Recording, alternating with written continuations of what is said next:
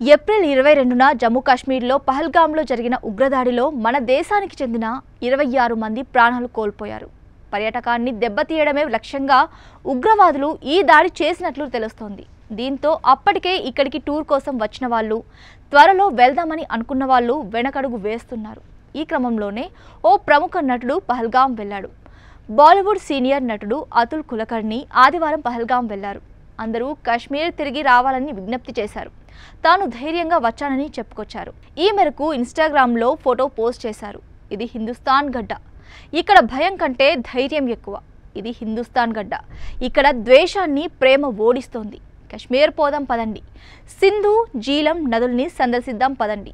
నేను వచ్చాను, మీరు కూడా రండి అంటూ అతుల్ కులకర్ణి చెప్పుకొచ్చారు. జయం మనదేరా, ఆంధ్రవాలా, చంటి, గౌరీ, లీలా మహల్ సెంటర్, అలాగే Panjaa, the Ghazi, Majili, wild dog వంటి తెలుగు సినిమాల్లోనూ ఈయన నటించారు.